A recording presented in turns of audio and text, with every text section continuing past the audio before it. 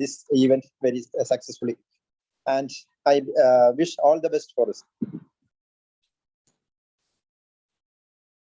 Thank you, sir. I think we will start the program. So as sir mentioned, Joseph joining today as he is having some family issue.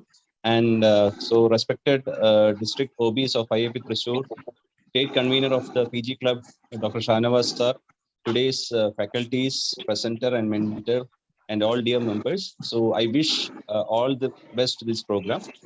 Thank you. So I think if there are no other official things, we can directly proceed to the academic session. Krishnamon, Rakesh, Dr. Rakesh. Rakesh sir. So we waited for you. Waited for you. I thought that you were engaged in something. Yeah. That is why. So, welcome, okay, sir. Welcome all Thrissur IAP. Okay. So welcome, Shanavas, Krishnamon, Joseph will family. Yeah, he won't be joining today. But ഞാൻ നിങ്ങളെ കാണാതെ ഞാൻ വിചാരിച്ചു പിന്നെ നമുക്കതങ്ങ് തുടങ്ങാന്ന് വെച്ചു. Start ചെയ്ത് തുടങ്ങി പറഞ്ഞോളൂ ഒഫീഷ്യൽ ആയിട്ടുള്ള. ഇനി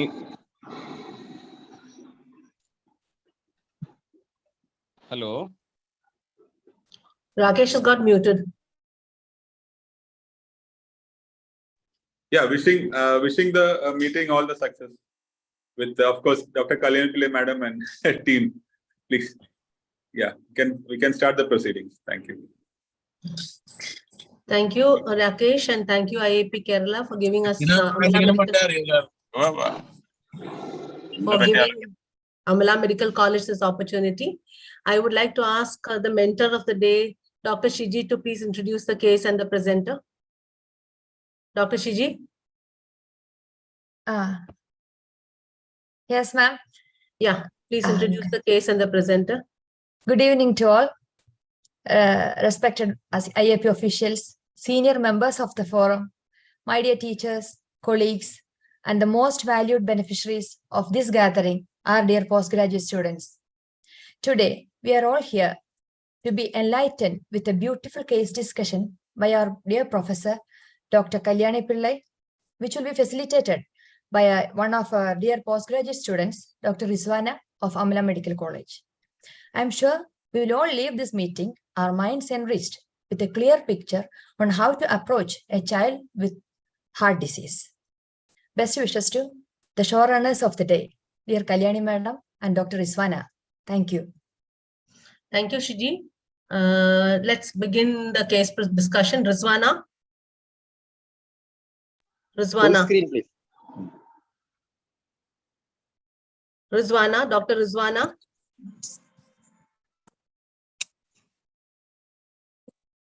Her slide is, I am able to see her slide. I'm not sure about the others.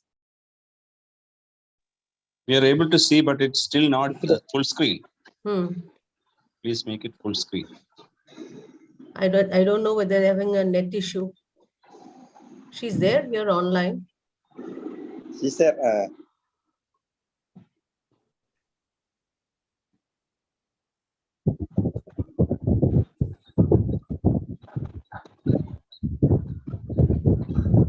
All the best for the case presentation. Thank you, ma'am. The presenter is inaudible. I can't see her. I mean, she's there on this thing. I'll just give her a call and see.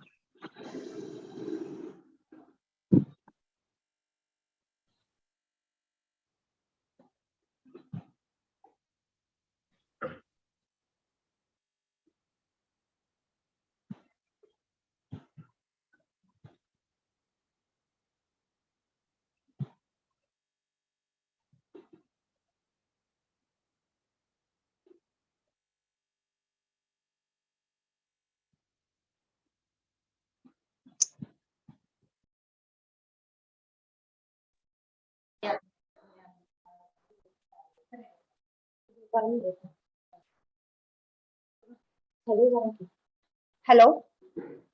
Hi, Rizwana. Hello, ma'am. Yes, Rizwana. Why don't you start screen sharing? Okay, ma'am. I'm sharing the screen, ma'am. She had some issue with the net, as we thought. Okay. And now she's hotspotting from somewhere else. Is everyone able to see her screen? Slide share.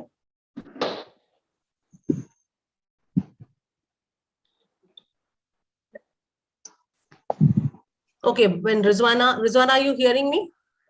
Yes, ma'am, I'm hearing you, ma'am. Yeah, okay. Let's start with the case discussion. Rizwana, as I usually tell you all, at the end of your history, I need to know 5 things. What are the 5 things? I need to know whether we're dealing with a congenital or acquired heart disease. I need to know whether it's cyanotic or acyanotic. We need to know whether we're dealing, what is the physiology? Is it an increased flow or decreased flow? You can also call it shunt or obstructive type. If it is a shunt, the 4th question you need to answer is it a large shunt, a moderate shunt, or a small shunt? And finally, has the child suffered any complications because of this? These 5 questions you would have answered at the end of the history taking. Okay, so let's start with the history. Okay. Good evening, dear teachers. Today, I would like to present before you Ms. Deepshika, who is a 9-year-old female child who's hailing from Guruvayur, and her information was provided by her mother, and it's reliable. Go ahead.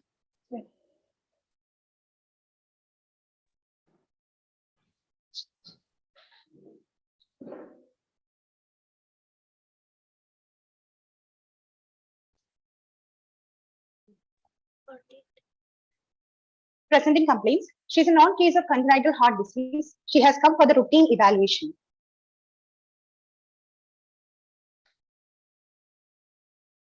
Go ahead.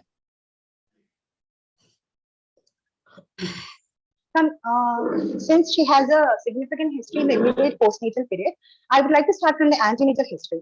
She is a second child of a non-consanguineous marriage. She was born, her maternal age at the time of conception was around 30 years and paternal age was around 31 years. She was a bookcase at GH Shavapat, and she had her regular antenatal checkups done. There was no history of any drug intake other than iron, calcium, and folic acid.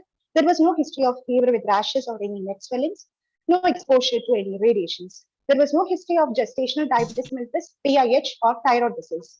The antenatal scans were done and it was reported as normal. Okay, hold on here. Hold on. Go back to the last slide. Okay. Okay, here, fever with rashes. I think all of you PGs know about congenital rubella syndrome, which is a heart disease. You all know PDA, which is the second commonest heart disease associated with CRS. Peripheral pulmonary stenosis. Okay. And what about folic acid in pregnancy? Does it, it is protective against, I mean, what are we trying to prevent? Folic acid is usually given to prevent the neural tube defects. And also, to a certain degree? Cardiac defects also. Yes, cardiac defects also. So let us remember that folic acid could also prevent cardiac defects. Next slide, your antenatal slide I want. The third point I wanted to ask is GDM.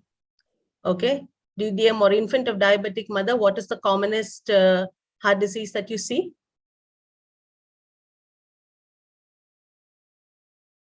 Yes? Hello? Has Rizwana disappeared? Hello? Anyone else wants to answer that? Take that. Infant of diabetic mother, commonest heart disease? Asymmetric septal defect, ma'am. Yes, or HOCM, that is the answer. ASH, asymmetrical septal hypertrophy, that's right. And if it is a congenital heart disease,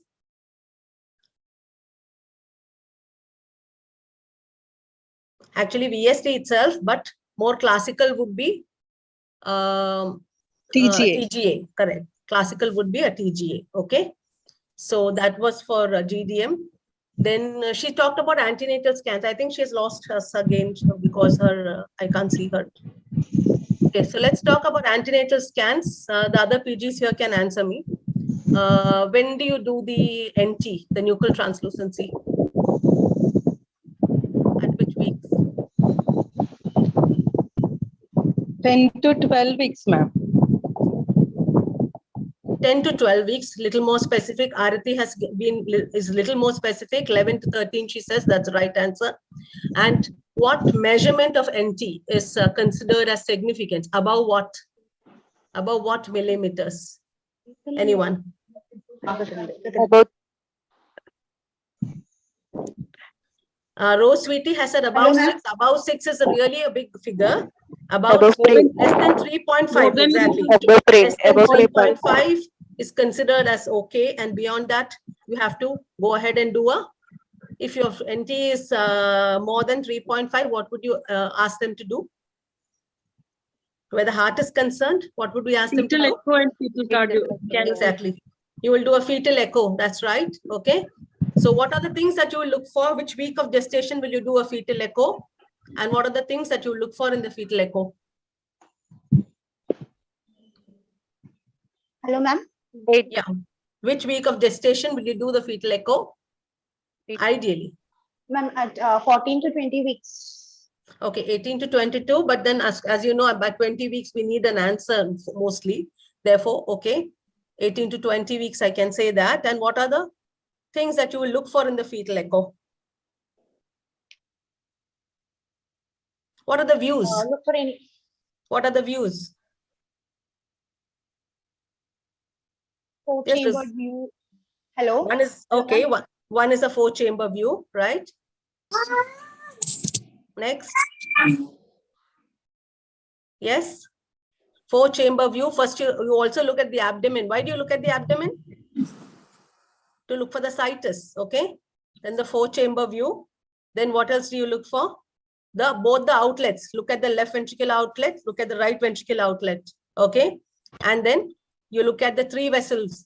What are the 3 vessels that you look at? Ductus arteriosus, the transverse stretch of the aorta, and the SVC. Okay. So these are the views that you look for. Why is it so important to look at all these things? What do we not want to miss? We don't want to miss a critical heart disease. What are these so-called critical heart diseases? Hello, ma'am. Yeah. Ma'am, am I audible, ma'am? Yeah, you're audible. Okay, ma'am. Are you telling me the answer? Ma'am, I didn't get the question, ma'am. What are the critical heart diseases? Critical congenital heart diseases. Yes. They can be divided into 3. It can be a duct-dependent pulmonary circulation. It can be a duct-dependent circulation, systemic circulation. Systemic circulation. And it can be a duct-dependent oxygenation. For example, in case of duct-dependent oxygenation, that is a TG with intact ventricular septum. Then in case of duct-dependent systemic circulation, we have the hello, ma'am. Hypoplastic left heart syndrome, coarctation of aorta, severe aortic stenosis. Then, in case of duct-dependent pulmonary circulation, we have extremes anomaly. We have hypoplastic right heart syndrome, tricuspid atresia, and pulmonary atresia. That's nice, Rizwana. What we need to know is that, as most of you all know, 8 per 1,000 live births is the amount of congenital heart diseases we see. Per 1,000 live births, 8. But of which 3 per 1,000 live births are critical diseases that we have to pick up within the first 72 hours at least. Okay. So we'll be talking about it later when we come to the newborn history. So one thing is that if the mother's dates, she's not sure of her dates, how will you assess the NT, the nuchal translucency? We are not sure. She's not sure her dates. So 11 to 13 weeks and all that. How can we do it correctly? Any other measurement that we do along with the NT? Crown drum length, ma'am. Yes, crown rump length. The crown rump length should be between 45 and 80. 45 to 84. 84. That's the crown rump length that we have to. Only then we look at the NT. Okay, because that will tell us that we are at the correct week of gestation. Okay, next slide, please. Ma'am, natal history. Baby was born at gestation age of 49 weeks. It was an elective LSCS. Indication was previous LSCS. Baby had a birth weight of 2.9 kg and it was appropriate for the age.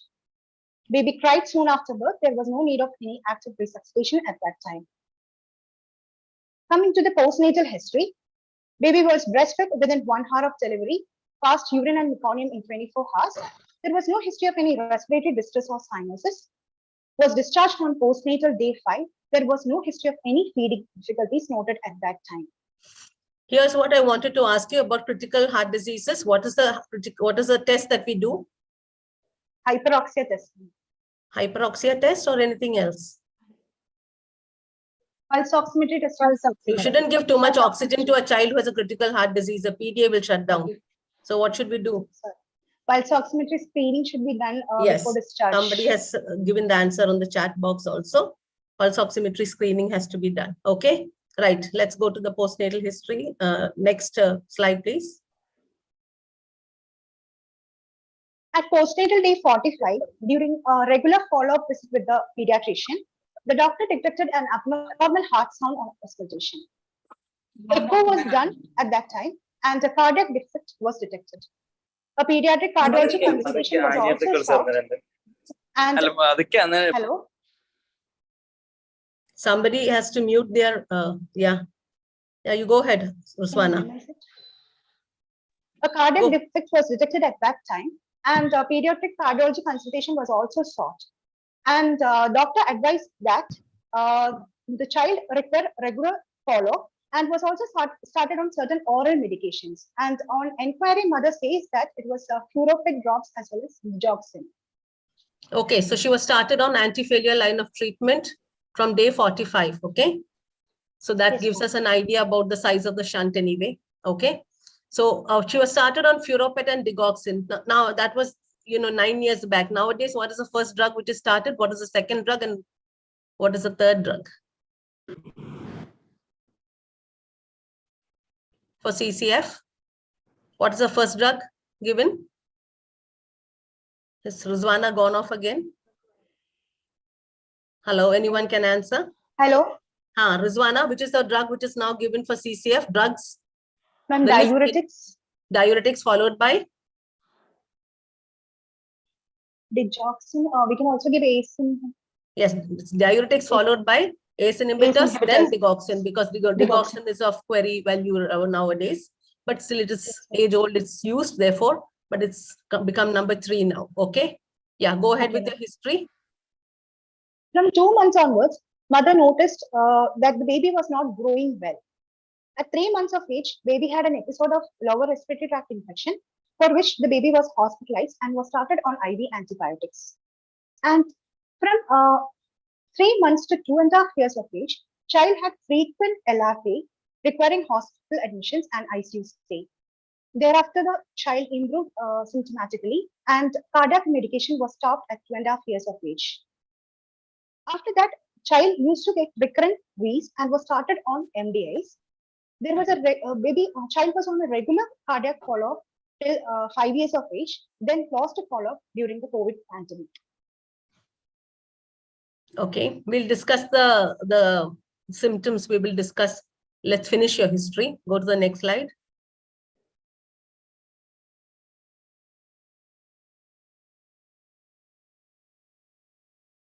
Yeah, next slide. Yeah. Presently, the child is asymptomatic. There is history of poor weight and height compared to her peers. There is no history of any exertional dyspnea or EC fatigability, no history of cyanosis, no history of edema or reduced urine output. There is no history of any prolonged fever, rashes, or use of any prolonged medications. There is no history of seizures. Coming to Okay. the developmental. The previous slide, is there anything regarding the feeding? Yeah, in this slide. Sorry, ma'am. Feeding, the feeding. Did the mother say anything about feeding the baby? Was there any difficulty? Ma'am, Okay. sorry, ma'am, I missed a slide in between. Yeah, you missed a slide. That's why. Connectivity. Yeah. On postnatal day 52, that was 1 week after the detection of this cardiac disease, a baby had an intermittent fever and cough. And for this, they considered a local hospital and they started on certain oral medications. At the time, mother noticed a feeding difficulty, and it was such that baby would suck the breast for some time, then stop in between and then suck again. And these symptoms increased in severity. By next day, baby developed breathing difficulty in the form of fast breathing and chest retractions. And also there was lethargy as well as refusal to feed. So the baby was taken to the hospital. And from there, baby was taken to the hospital, and shifted to ICU, and baby was connected to the ventilator support. There was no history of any aspiration or regurgitation of feeds at that time, no history of any contact with fever or cough. There was no history of forehead sweating or bluish discoloration of the lips, tongues, or fingers. There was no history of any reduced urine output, no abdominal distension. So what, this is the classic success cycle that this child had. What does it tell us? The baby was possibly having a Heart failure at that time. heart failure. What is the classification for heart failure at this for infants? We are using the modified Ross classification for heart failure. And according to the modified Ross classification, we have class 1, which is asymptomatic. Class 2, it is characterized by mild tachypnea and diaphoresis during feeding, or exertional dyspnea in case of an older child. And class 3 is marked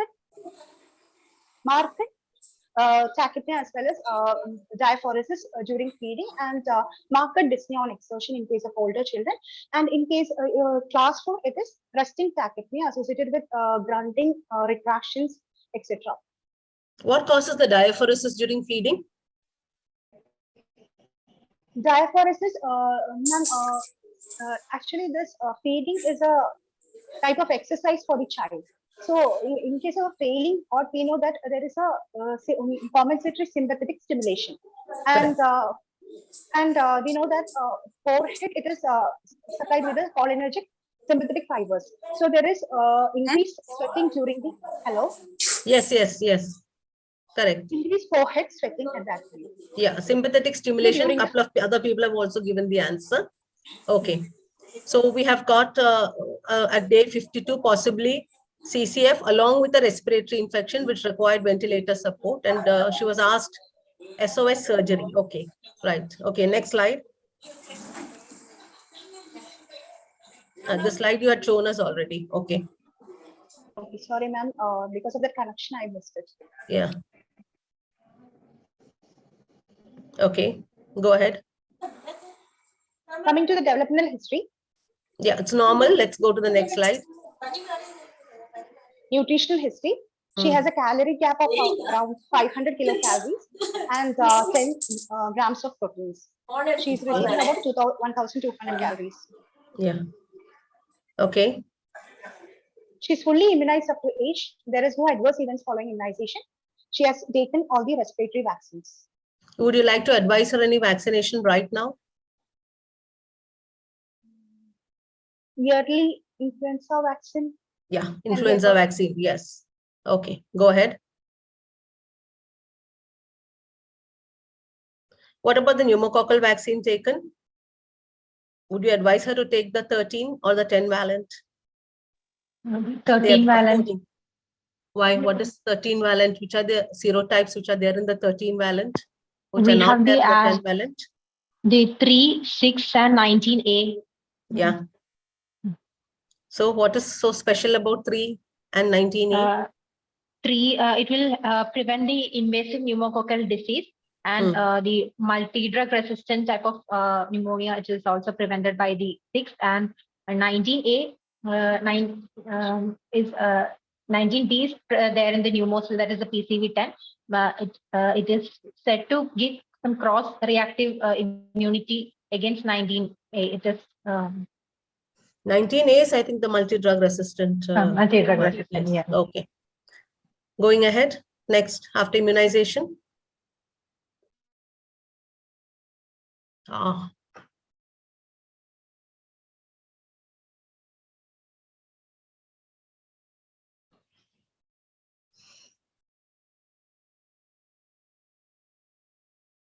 So she has gone offline again, I think. So I have a little exercise for all the postgraduates here. I usually tell all my PGs that I have 15 questions, which you all have to answer and tell me whether we are dealing with a shunt symptom or that is an increased flow symptom or a decreased flow symptom. Okay. So let's start off with one by one the symptoms, that the cardiac symptoms, that the most commonest cardiac symptom, of course, is breathlessness. Okay. So breathlessness, early onset of breathlessness indicates shunt or obstructive lesion. Yes. Audience, it's audience question. Early onset breathlessness. The earlier the onset of breathlessness, yes, there's no name, but our DP and somebody else has already said shunt. That's right. Second question, cyanosis. The commonest cardiac symptom is breathlessness. The second commonest may be cyanosis. So in cyanosis, the deeper the cyanosis, the more likely you're dealing with a shunt or a decreased flow lesion. Come on, fast. Obstructive, very good. Decreased flow Okay, lesion. you're getting. Question number 3, okay. Increased precordial activity. Mother has noticed pulsations, chest in drawings. What are we dealing with? Shunt or decreased flow lesions? Shunt lesion. Shunt lesions, right. Fourth, question number 4, 5, and 6 are to be asked only to bigger children because it is very subjective. The child has to answer this. Okay, so we cannot be asking to the small babies, things like that. But a 9-year-old child, you can definitely ask about chest pain, syncope, and palpitations. What do they signify as a group together? Shunt. Chest pain, syncope, obstructive. Okay, Deepthi says obstructive. That's true, but obstructive where? Left or right? Yes, iPhone is telling us left. And I also agree with Dr. Rose, obstructive left. These are the classical symptoms of left-sided. What are the left-sided lesions? Left-sided decreased flow lesions. AS, Mahesh. Everyone says AS, some more other than AS? AS? Okay. No. TOF is a right-sided lesion, AS and coarctation. Okay. So yes, Anamika says coarctation. Okay, so we finished with 6 cardiac symptoms.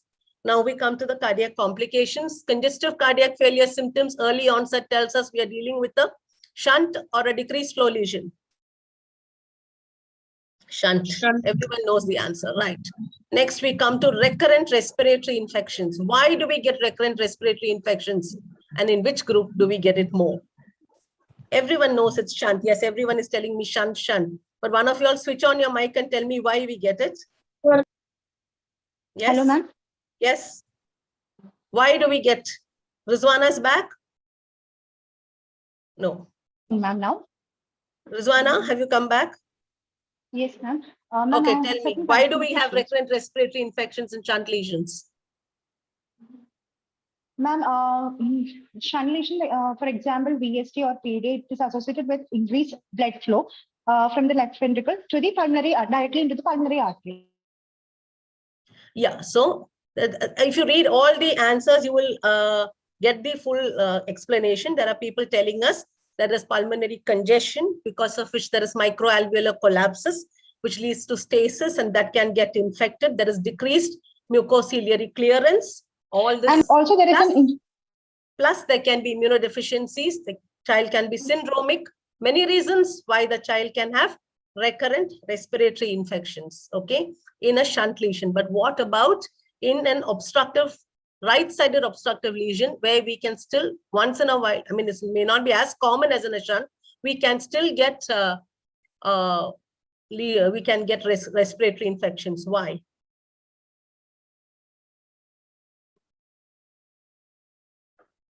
Yes, chats. Nobody.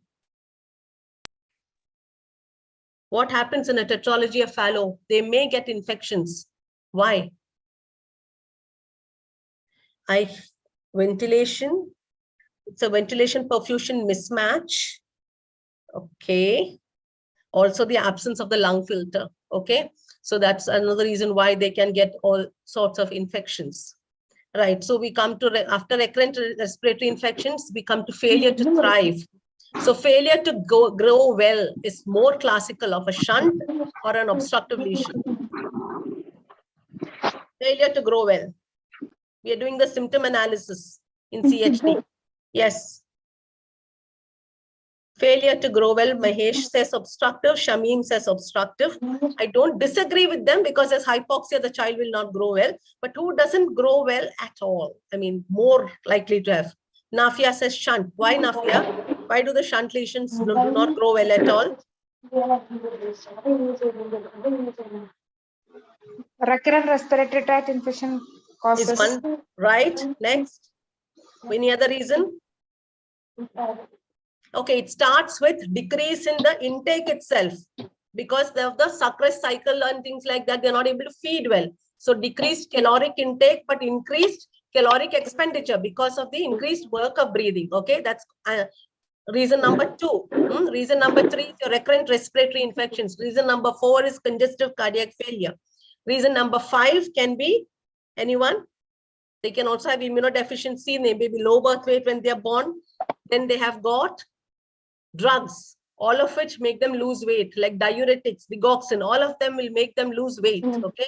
So compared to the obstructive lesions, the shunt lesions do not find it more difficult to gain weight. Okay.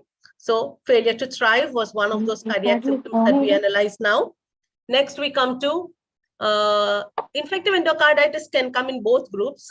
Nothing to say it's more likely in this than that. But infective endocarditis is rare in children less than 1 year of age. Why is that?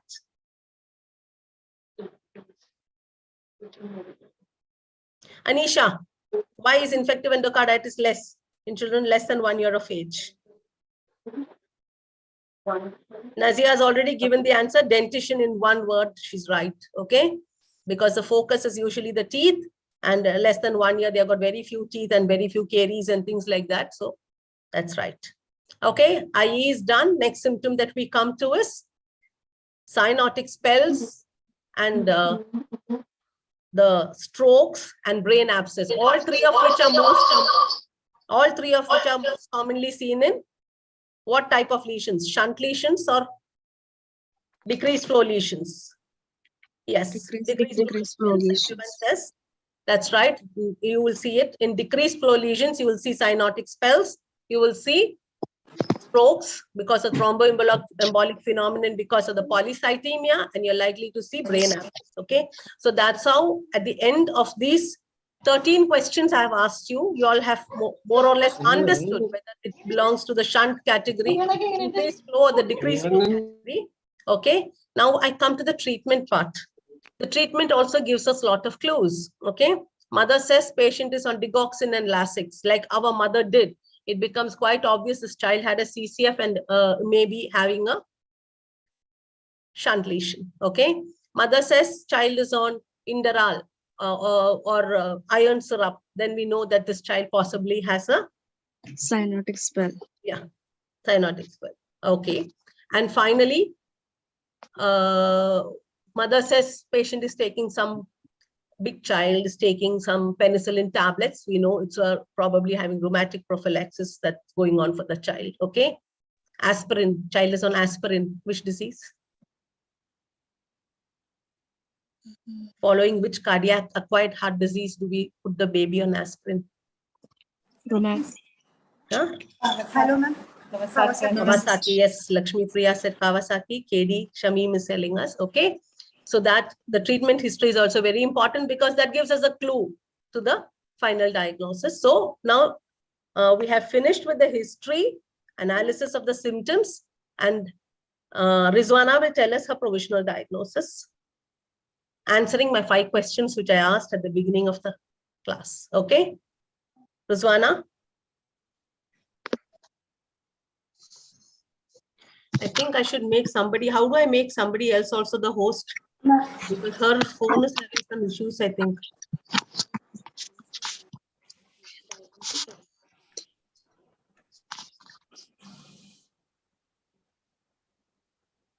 Hello, ma'am. Yeah, is Rizwana here to sum up your history? Yes, ma'am. Yeah. So we have a 9-year-old female child who's the second child. Are you sharing a slide? I can't see it. No. Are you sharing? No, ma'am. Ma'am, can you make How do I make? I don't know. How do I make you all a host? Dr. Shahnawaz, are you here? Yes, madam. Yes, madam. It's like, Yeah, can you make Maria the host? Maria. Because Rizwana's phone is having some issues.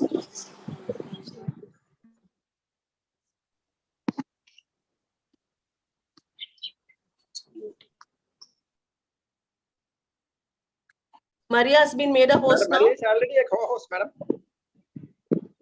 Okay. Maria is already a co-host. Maria? You've been made a host.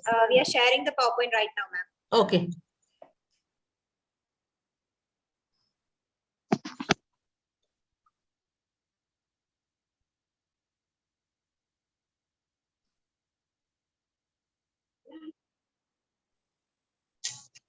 So the audience will be able to tell me, even if Rizwana is not on the scene. Let's answer my 5 questions. Are we dealing with a congenital heart or an acquired heart disease? This is a simple one. Congenital heart disease. Yeah, we're dealing with the congenital heart disease. Okay. Yeah. Then second question, are we dealing with a cyanotic or an acyanotic heart disease? Acyanotic, yes, that's the right answer. Third question, are we dealing with a shunt or are we dealing with a decreased flow situation? We're dealing with a shunt, right? Are we dealing with a large shunt, a small shunt? Or, what do you think about the size of the shunt? Arati says large. What is your reason for saying large, Arati? Even Shayana says large. Arati, can you unmute yourself and tell me why you're calling it a large shunt? You're right. Tell me why. At least I also think it's correct. Early period, 45 days, this baby has come for, not 45, 52 days, the child has become symptomatic. Okay. So that will tell us we are dealing with a large shunt. And finally, what complications has this child had? Yes, what complications?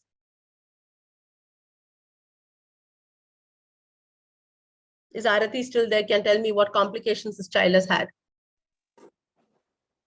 Failure to thrive, CCF, right? And one more, recurrent respiratory infections. Okay.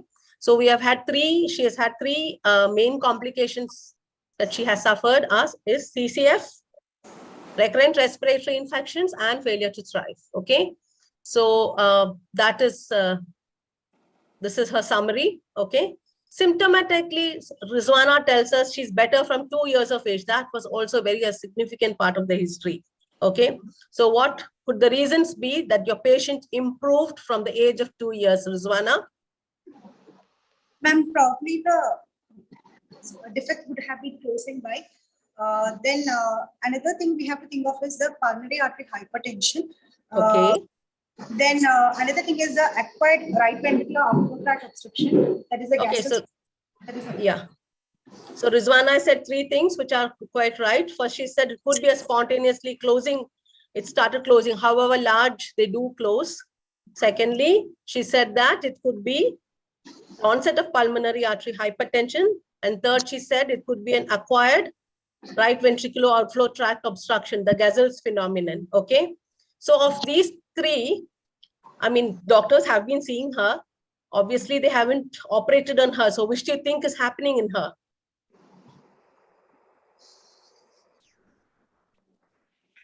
If there is Gazel's exactly, Mahesh has told us spontaneous closure is most likely because if there was Gazel's phenomenon or there was the onset of pulmonary hypertension, quite likely she would have had a surgery done somewhere along the way.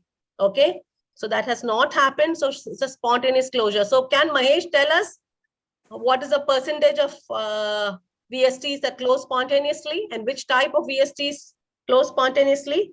You want to unmute yourself and tell us? Muscular VSTs. Okay,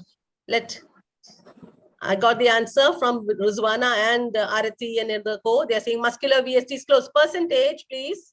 60% of the muscular VSTs close by around 8 years of age, and if it does not close by 8 years, it won't close. And about 35% of the perimembranous VSTs is closed by 5 years of age. Yeah, so all in all, around 70% of your VSTs either close, even the large VSTs start closing. Okay, so we should give a chance for the VST to close. That's one thing that we presented this case here today, because nowadays, at least because she was lost to follow-up, we didn't know what had happened to her, but we were very glad when we saw her that she's quite okay. Okay, so nature sometimes takes care of its own also, right? So coming on to the next, the examination part.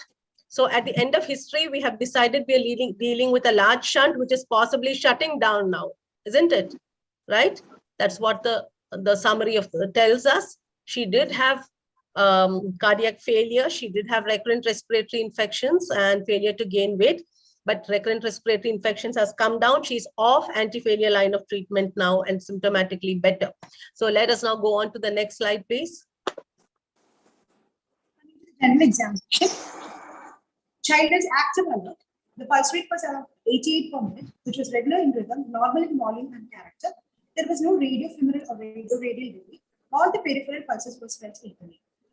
Respiratory rate was 22 per minute, regular, abdominal thoracic. Yeah, so let us talk about pulse in cardiology. Okay, so what is the importance of pulse in an acyanotic heart disease? Tell me the various, what information we get from pulse volume? Yes, what about the pulse volume? Yes, I'm also talking about the pulse volume. In case of shunt lesions like PEDA, okay, you will have a high volume in a high PD. volume pulse Okay. to collapse. Listen to my question. Can you get a high volume in a VST? Yes, ma'am. When it is associated with AR. Okay, VST with AR, you will get a high volume. Anything else? A VST with a PDA can give a high volume. Okay, yes. A VST with anemia can give you high volume. Okay, the other reasons for the high volume. Okay, so these are the reasons why a patient with VST can have a high volume pulse. So we talked of high volume. Now let's talk about something else. Pulse is not felt properly. What does that tell us? Coarctation of aorta. Coarctation of aorta. Okay. So if there is a coarctation of aorta with a VST, what do you think will happen to the child? When will the child present and symptomatically? When do usually be a large VSTs present? Like in this child, when do they present? 6 weeks of life. At around 6 weeks. Why 6 weeks? Because pulmonary pressures are... Right, all of you all know this. So what happens when there is a coexisting coarctation along with the VST? Child will present much earlier, even maybe at a month. More earlier. They will present with failure, okay? The left ventricle will be huge because there is coarctation. Yes, early heart failure is, people have said. So that's importance of a coarct, to pick up a coarct in a child with a VST. Don't think always VST is a plain and simple VST. If your patient is symptomatic early, think of other lesions along with the VST. It could be a coarct, it could be a coexisting AST, it could be a atrioventricular septal defect along with the VST. So we have to be very careful about that. Okay. So radiofemoral delay we look for. Now let's go on to that's for acyanotic. In cyanotic heart, let me just ask. Okay. Post-BT shunt, yes, somebody said, what will happen in post-BT shunt? Very good answer. What will happen in post-BT shunt? Pulses will not be felt. Which side you won't feel the pulse? Upper limbs. Right upper limb. The side where the shunt was done, where the BT shunt is done. And where is the BT shunt done? You won't feel, or it will be a reduced volume pulse. Where is the BT shunt done? How is it decided whether to do on the right side or the left side? Aortic arch. Side opposite the aortic arch. Okay, so that's how it is done. Okay, now we go on to the next part of general examination. Go ahead. Which is the only cyanotic heart disease with a hyperdynamic pulse, that is high volume pulse? Truncus arteriosus. Truncus arteriosus, very good. Okay. Coming to the saturation, it was 99% in the right upper limb and 99% in the left upper limb, 100% in the right lower limb, and 98% in the left lower limb. BP was 90/60 and in the right upper limb, and 98/60 in the right lower limb, 90/50 in the left upper limb, and 96/60 in the What PG should remember is that diastolic BP is equal in all 4 limbs usually. Okay, it's a systolic BP which varies. So when you're writing the values, you must be sure. 58 and 60, I'm not quibbling because it's a very observer thing, but don't give a very big difference between the diastolic BPs in the upper limb and lower limb. Okay, right. Going ahead. Temperature is 98.6 Fahrenheit and febrile. There is no pallor, icterus, clubbing, cyanosis, lymph node enlargement, or edema. Coming to the head-to-foot examination, the head size and shape is normal. There is no facial dysmorphism. What are you looking for? You tell me. You know, I hate this. I hate this. That is normal. This is normal business. Tell me, what are you looking for? or any extracardiac manifestation, for example, any syndromic association associated with the heart diseases. For example, microcephaly in case of any chromosomal anomalies, for example. Down So syndrome. one broad group we are going to look for is chromosomal and now dysmorphology. We are going to look at dysmorphology. True. Next, what are we going to look for? We are going to look for skeletal anomalies. Okay. Yeah. Then we are going to look for, in an infant, we must look for signs of intrauterine infection on head to foot examination. Right. 1+ is second guessing me. Okay. Then we look for, in a bigger child, you must look for features of rheumatic fever. Okay. Then you must look for the peripheral signs of congestive cardiac failure. You must look for peripheral signs of infective endocarditis. And you must look for all your PEM, vitamin deficiencies, because the children generally don't grow well. So at least these 6-7 groups you must look for. Okay, going ahead. Skip. Okay. Coming to the anthropometry, the weight is below the third centile, that is -3 standard deviation. Height is below the third centile, between -2 to -3 standard deviation. Hip circumference is normal. BMI is between 10 to 25 centile. A growth chart. We can see that I have plotted the mid-parental height of the child. We can see that her height lies in the mid-parental height. So what type? She's maybe going to be a short stature. What type of short stature? Well, the Probably a familial short stature. A familial short stature. I think her parents are also short. So that is settled. Let's go on to the next slide. Coming to the cardiovascular examination. The pulse rate is 88 per minute. As I've mentioned earlier, it is regular, normal in volume and character. There is no femoral or radial delay. All the peripheral pulses are felt equally. The JVP is not elevated. BP and saturation is normal. What is the importance of JVP in an acyanotic heart disease? When will we get a raised JVP?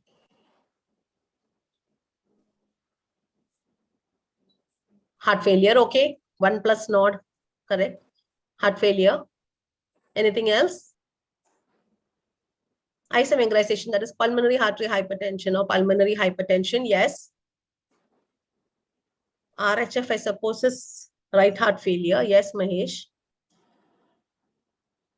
In a VST, can you get a raised JVP? No. If there is PH, No. of course. Otherwise, any type of VST. Where does that come in? Correct. Who said that? Rizwana said it. Gerbodes, even Nazia is saying. What is Gerbodes? It is a flow of blood from left ventricle into the right. That jet of flow from the left ventricle to the right atrium. Right atrium. So the right atrium, there's a jet coming in. So that will be reflected in your JVP. Okay. Go ahead. Next slide. Coming to the inspection, there is no precordial prominence. Apex feet is visible at the left side below the nipple. Visible pulsations in the upper part of the sternal border. There is no scars or dilated veins. Okay. So relatively, we're not a very hyperdynamic precordium, but not really a silent precordium. So maybe there is a shunt still there. Okay. But no cardiomegaly as such that we can make out. Okay. I always ask regarding scars. Okay. But not so much for acyanotic. Cyanotic heart disease, the scars are pretty important. I think maybe whenever we do a class, if I am doing one on cyanotic, we'll go into that. Otherwise, we won't get time to discuss our case. Okay, go next. Coming to the palpation, apex feet is palpable at the fifth left intercostal space, that is 1 centimeter medial to the mid-clavicular line, and it is normal character. P2 is not palpable. There is no epigastric impulse, no parasternal heave, no systolic threat. Can you grade parasternal heave for me? There are 3 grades for parasternal heave. First one is a mild pulsation, and second one is palpable and obliterable, and third one is palpable but not obliterable. First is visible, next is visible and palpable but obliterable. Grade 3 is visible, palpable and not obliterable. Okay, so that is the classification, and this is the AIMS classification as far as I know. Okay, so when will you get a parasternal heave in a acyanotic heart disease or in a cyanotic in a heart disease, when do you get the parasternal heave? And there is right ventricular hypertrophy. Right ventricular hypertrophy. So which are the conditions which give you right ventricular hypertrophy? List them. AST. Okay, shunts like AST. Then, yes, Arati says tetralogy of Fallot. Anything with a PS will give rise to VST with PH, pulmonary hypertension. okay, VST with the PH. Anisha says TAPVC. That's also right. Then TR. Okay. So basically, like anything else, when there's pressure overloaded right ventricle, two conditions. Anything with a PS, that is, it could be tetralogy of Fallot, it could be just ordinary PS, a severe PS or whatever, or a PAH. Both are pressure overloaded conditions. Volume overloaded right ventricle, you have gotten AST, TAPVC, and TR. Okay. So basically, when we come to acyanotic heart disease, we have a classification of pre-tricuspid and post-tricuspid. So which shunts give rise to RVH? Pre or post-tricuspid? Pre-tricuspid. So the pre-tricuspid shunts are? AST and PAPVC. AST and PAPVC, correct. Okay. So the post-tricuspid shunts usually give rise to which ventricular hypertrophy? Left ventricular hypertrophy. Which are the post-tricuspid shunts? It can be VST, PD, itropulmonary window, and anticardic defect. Okay. Okay. So those are your post-tricuspid shunts, which all give rise to a LVH. Okay. Now, this is a relatively undergraduate question, but in case somebody doesn't know, why does a VST give rise to LVH? VST, the shunt is flowing from your left ventricle to right ventricle and to the pulmonary artery, to the left atrium and left ventricle. So why is it that? Yes, the answer has already come on screen, but let's see if Rizwana is going to tell me. Ma'am, I didn't get the question, ma'am. Why is it that the left ventricle enlarges in a VST? Because the flow is from the left ventricle to right ventricle. Yeah. To the pulmonary artery, ma'am. Why does it go directly into the pulmonary artery? Because equalization pressures.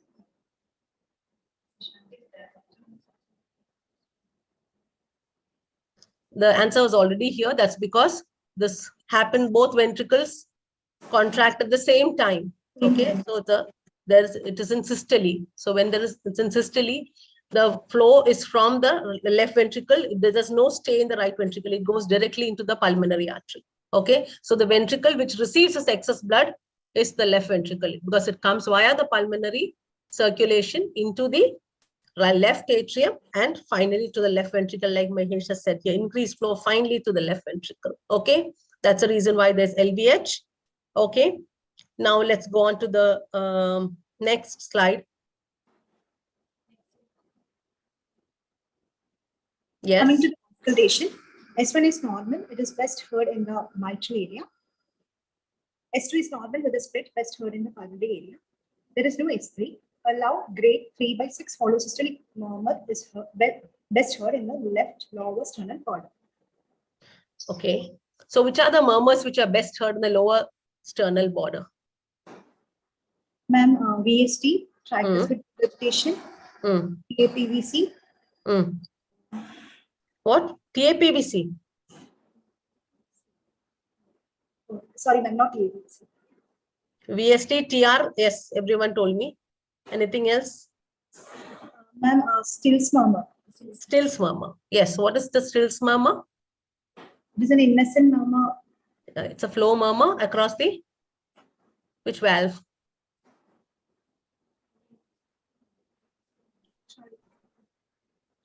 Aorta.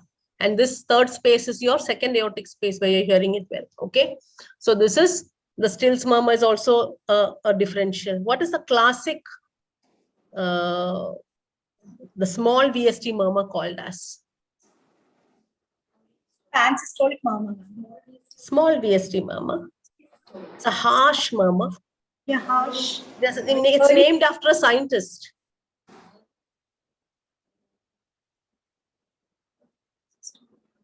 Melody? De Roger or Roger, R-O-G-E-R. Okay. Roger's murmur also it's called as. It's a French word, so it's Roger. The pronunciation is Roger. Okay. So that is the name for that harsh small VST murmur. Okay. Then a closing VST, what sort of murmur will it give?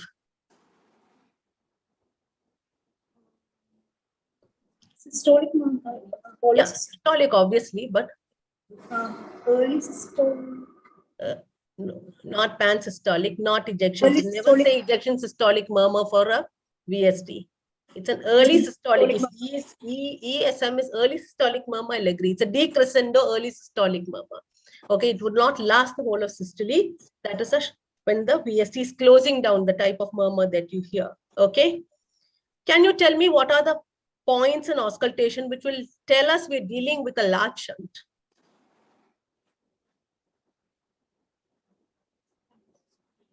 In case of a large shunt, S1 will be masked by a murmur, which is probably, hello ma'am? Yeah, true. In a large shunt, you really have S1 also masked. True. Okay. Then And then what happened to S2? No, not renew, not single loud S2. Not that. That's not the answer. Split S2, but wide split, but not fixed. varying Okay. split. It's a wide split Var- S2, but not fixed. If it's a large shunt. Next, what is other? Yeah, a wide variable shunt, right? Or wide variable S2. Which That is S2. What about any other auscultatory event for the large VST?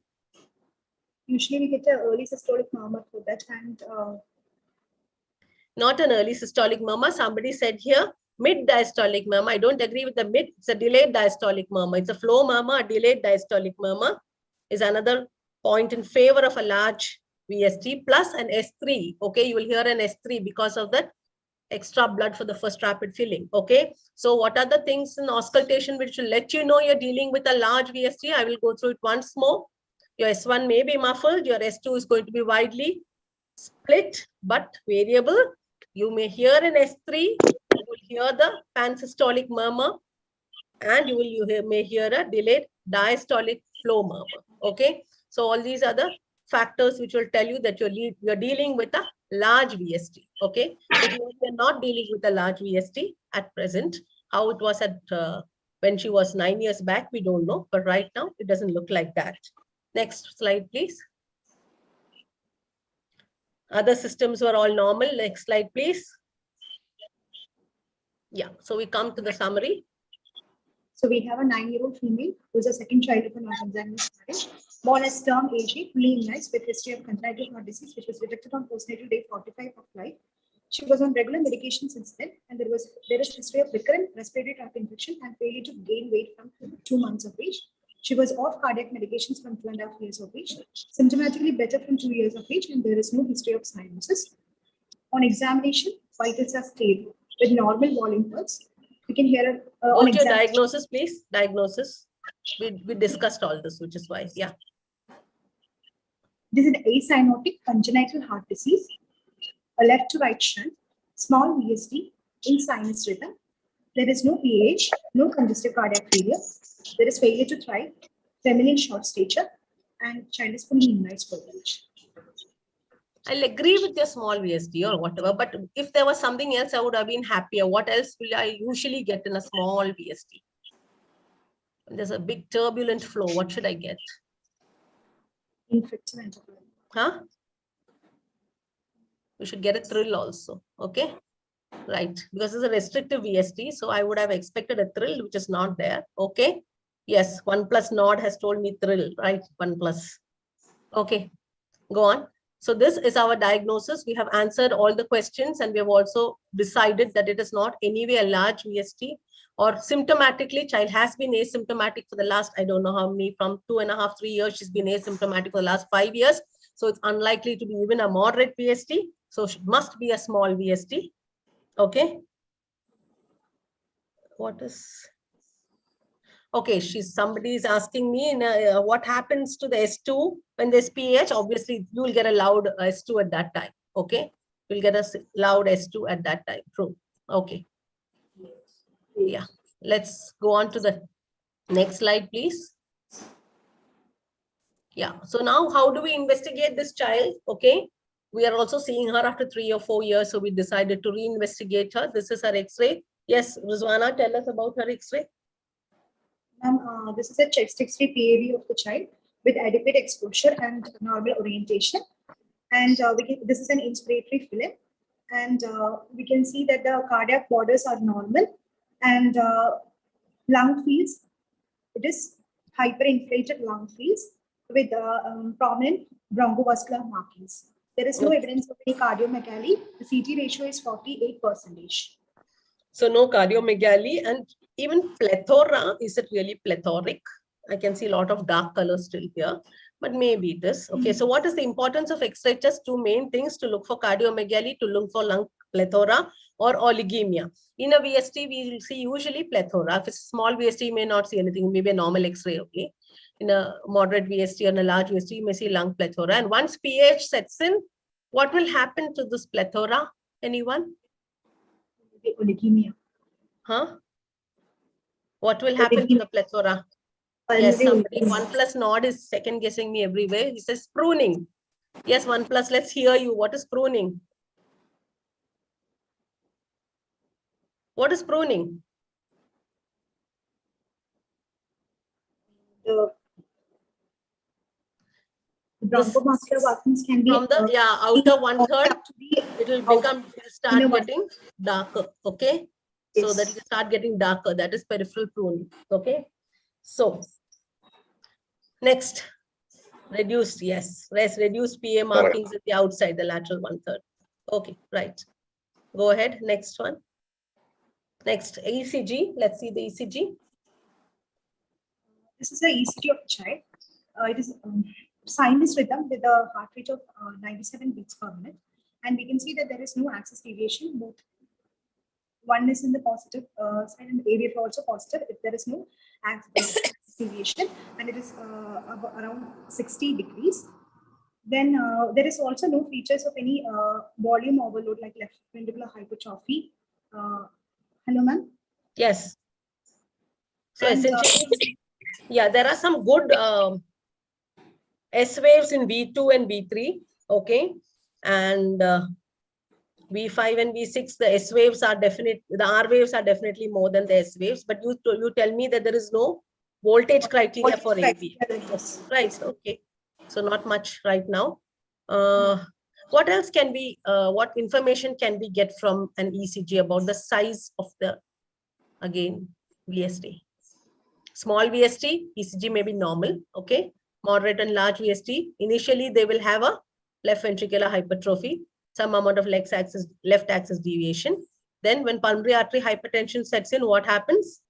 There will be right axis deviation. Pulmonary artery, there will be right axis deviation. Okay, right axis deviation. Then anything in the V2 to V, yes, 1+ nod, biventricular enlargement. What is that phenomenon called as? Katzwatcher phenomenon.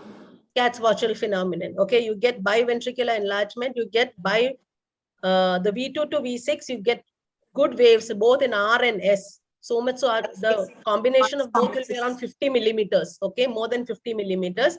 That will tell you that is a large VST and pH is set mean. Okay, so that is the importance.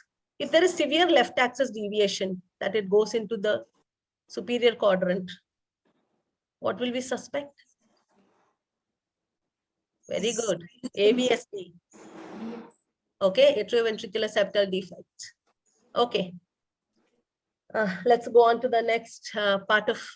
So we did the X-ray and the ECG, and we are very reassured that this child is still having a small VST. Okay. So we, as part of our workup, we also did the echo. Let's see the echo. Echo showed a restricted subpulmonic VST. There was a left right shunt with alveolar gradient of 82 millimeters of mercury. There was right coronary cusp distortion, no aortic regurgitation, no LA or LV dilatation. Okay, so what is this? Usually in echo, what are the things that we look for in echo? Again, the echo can tell us, like the ECG and the X-ray did, the echo can also tell us about the size of the VSD. But here, though I asked my cardiologist, he did not comment on the famous QP by QS ratio. So can anyone tell me the QP by Q, on the echo, how can we first of all gauge the size of the VSD? But what do we compare the size of the VSD to? We compare it to the Size of aortic orifice. yes, the aortic root, okay? The size of the aortic root. So if it is, who said that? I think Anisha said that, yeah? So Anisha or Ruzwana, please tell us, when is it small, when is it moderate, when is it large compared to the aortic root? Small, if it is small VSD, if it is less than 1/3 of the total. Well, less than 1/3 of the aortic root is small. Yes. If it is more than 2/3, but not fully involving, then it is moderate VSD. And if it is more than the size of the aortic orifice, it is a large VSD. Yeah, more than 2/3 is more than it's considered as large. So the echo should be able to tell us if it's a small, moderate. It's already that's one thing. Then next, what we look for in echo is the QP by QS ratio. What is the QP by QS ratio? It could be an echo or a cardiac cath finding, but it can be looked for in the echo also. What is it? Pulmonary blood flow by systemic blood flow. Yeah, it is the flow across the pulmonary valve to that of the systemic valve. So they have to take a ratio of the jet across the pulmonary valve to the area of the pulmonary valve to the jet across the systemic aorta to the area of the aorta and make a score. Okay, so this requires Doppler and Doppler measurements and echo measurements, which usually they don't do because they look at it and they're able to tell you more or less. So they have told us it's a restrictive subpulmonic VSD. It's a small VSD that they've told us already. But what is the importance of this QP by QS ratio? If it is more than 1.5, then we have to go for surgery.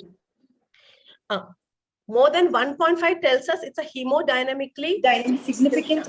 More than 2, we have to go. And more than 2, you have to do the surgery. Okay. And more than 1.5 doesn't mean that you need not do the surgery. If it is also a right time to do, provided the pulmonary pressure to systemic vascular resistance and the pulmonary arterial pressure to the systemic pressure is both of which are less than 2/3 of systemic pressure, then you can still go ahead and do the surgery. Okay, so that is the importance of the QP by QS ratio.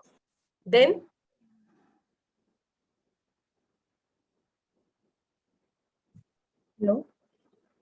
hello, ma'am. Hello. Yes, ma'am. Can you hear me? Yes, ma'am. Okay. Yeah. So what is this RCC distortion and what is this LR shunt with a gradient of 82 millimeters mean? It is more than 75 that indicates that it is a small shunt, small restrictive shunt. More than 75 millimeters means that it's really restrictive shunt. It's a small shunt. Okay. And what is RCC distortion? So there is a aortic. This RCC is actually part of the aortic wall. So there is a chance for aortic regurgitation. So in case of this child, we have to follow up the child, and if there is aortic regurgitation, we have to post for the surgery. Okay, so that we come to what are the indications for surgery in a VSD? Yes, Rizwana, would you like to tell us what are the indications for surgery in a VSD and the timing of the surgery? Ma'am, in case of a small VSD, hello, ma'am. Yeah, I'm hearing you. I'm hearing you. Surgery can be done if there is if it develops any complications like infective endocarditis or cusp prolapse with aortic regurgitation, or there is an acquired right ventricular outflow tract obstruction, then we have to go for a surgery. Hello, ma'am. Yeah. Okay, that's one. And in case of moderate VSD, if the child is asymptomatic, we can wait for 2 to 5 years. And if the child is symptomatic and controlled with medications, we can do the surgery at 1 to 2 years of life. Okay, everyone's talking of failure of medical management. What is the medical management that you want to do for this patient?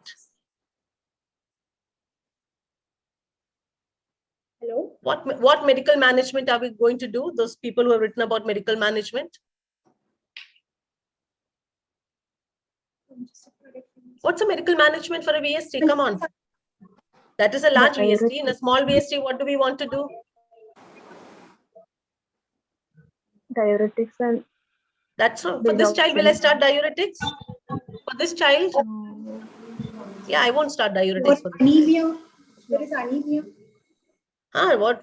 The usual things that we always say, what do we tell? Take care of the growth, take care of the development, immunize them, give them good nutrition, take care of all their infections, IE prophylaxis, good dental hygiene. Okay, this is there for all. An annual checkup for a small VST. Okay, this is what is all that's necessary for a small VST, right? For a moderate size VST, we do the same things as this, but if the patient has not had failure, we follow them up 6 monthly. Okay, and a large VST. So let's start with the large first. Okay, large VST presenting with congestive cardiac failure, which is not controlled, symptomatic CCHF, you have to operate, whatever the age. Okay, even before 6 months of age. So large VST who is symptomatic, we have to operate. Okay, even before 6 months of age.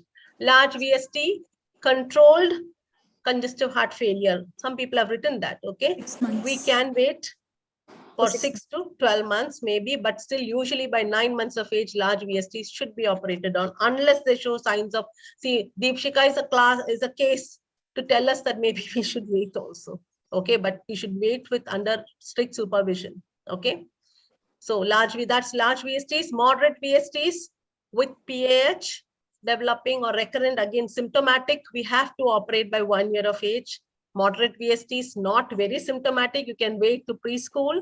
Okay, any VST, remember, any VST which has had an episode of congestive heart failure, infective endocarditis, or a aortic valve prolapse, or a Swiss cheese type of, what is Swiss cheese? I hope all of you all know that. Okay, you have to operate. Okay, these conditions you have to operate. Okay, any VST where the QP/QS ratio is crossed 2, also we have to operate. Okay, okay, then we come to what if you don't operate, what will happen? There are a lot of people who don't have the money. Then what will happen? I mean, not this small VST, large VSTs. Yes, somebody has told me Eisenmenger. Okay, so 1 plus naught. Can tell me what is Eisenmenger's complex and what is Eisenmenger syndrome? Hello. What is the difference between Eisenmenger complex and Eisenmenger syndrome? It's a very stupid question, I know, but it's always asked. Huh? Isomengerization that is occurring in a VST, it is called as Eisenmenger complex. Complex, okay. And for any other left to right shunt, it is called as an Eisenmenger syndrome. Actually, when we are talking of left to right shunts, we are only bothered about pulmonary artery hypertension, because once that sets in, it becomes inoperable. Therefore, we must always watch out for pulmonary artery hypertension. So how will you know? What are the symptoms that you look out for? You're calling the patient yearly for follow-up. What are the questions you'll ask the mother? What will you look for in the findings? Look for cyanosis. If there is isomengerization, okay, cyanosis, I agree. Cyanosis, then? Yes. Then there will be an improvement in symptoms. Okay. There will be no features of congestive cardiac failure. Improving symptoms in the sort that the recurrent respiratory infections and the CCF and all decide to settle suddenly. Okay, that's one thing. Secondly, any other symptom that the child may have? Yes, syncopal attacks. Very good, Mahesh. Can have syncopal attacks, dyspnea on exertion. And if you do a 6-minute walk test, okay, a 6-minute walk test for these children when they come to you, it is basically they will start dropping that 6-minute walk test. Initially, they could walk maybe around half a kilometer or 600 meters, but slowly they start dropping. Then you think that maybe the child is developing pulmonary artery hypertension. So 6-minute walk test can be done. Murmur shortens, as somebody said very nicely. Yes, the murmur will shorten. The cardiomegaly will come down. The heart size will also decrease. Okay. And the child, yeah. So these are all the factors which will tell us that maybe there is pulmonary artery hypertension occurring, and it could isomengarize. So then what test can we do to confirm then? Then we are forced to do this last test, which we don't do too frequently. But what do we do? Yes, we have to do the CAT. And what do we see in the CAT? What do we look of? What do we look for in the CAT? Pulmonary artery pressures.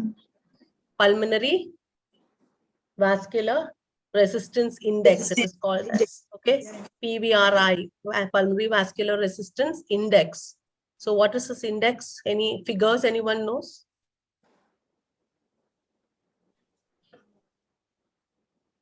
Normally it is less than 4, okay? If it's between 4 to 6, you can still operate the patient, okay? It's called Wood units, WOOD units, okay? So less than 4 is normal, less than 4 Wood units is normal. 4 to 6 Wood units will tell you that this patient needs to be operated soon. 6 to 8 Wood units, we have to either give oxygen to the patient or nitrous oxide and then repeat it and see if there is a drop in the Wood units, okay? So if the pulmonary vascular resistance drops due to oxygen or nitrous oxide, then if there's 20% drop, you can still go ahead and operate. But if the PVRI is more than 8 Wood units, then it is inoperable. Inoperable, that is, you don't operate on the VST, okay? But certain other surgeries may be done. So what is the treatment for Eisenmenger syndrome? Anything medical, anything surgical? Recent advances?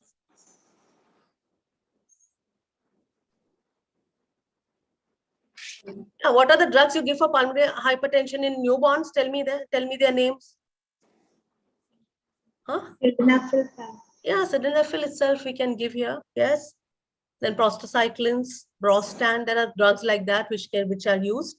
But sildenafil is the one that's commonly used. You can try sildenafil. Then what do? They create a ASD. Okay. So they create an ASD so that the child doesn't go into right heart failure. And there's the life. They put a baffle ASD so that the pressures, the right heart pressures get decompensated slightly. Okay. Then the ultimate treatment, of course, is lung transplantation, like any pulmonary hypertension. Okay. So that is, we don't want our children to end there. Therefore, we must pick up isomengerization before that. And in this child also, we must follow very carefully for the development of an AR, Deepshika. Okay. And if there's development of AR, becomes a sure indication for us to do surgery for her. Now, my last question, can you do a catheter closure of VST?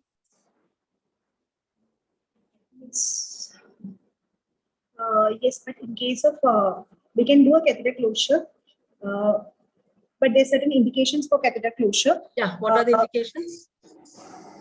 For mid and anterior muscular VSTs or any post-operative residual VST or perimembranous VST that is located at least 4 millimeters away from the aortic valve.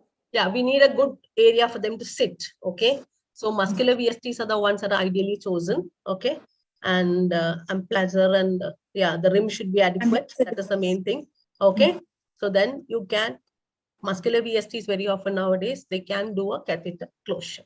Okay. I think we have discussed quite in detail VST, and I hope it has been beneficial for all of you. And thank you, Rizwana, for that very concise presentation. Okay. Thank you very much. The audience for being so receptive and all the PGs for answering. Yes, thank you, 1+ nod and everyone else. Okay. Good night.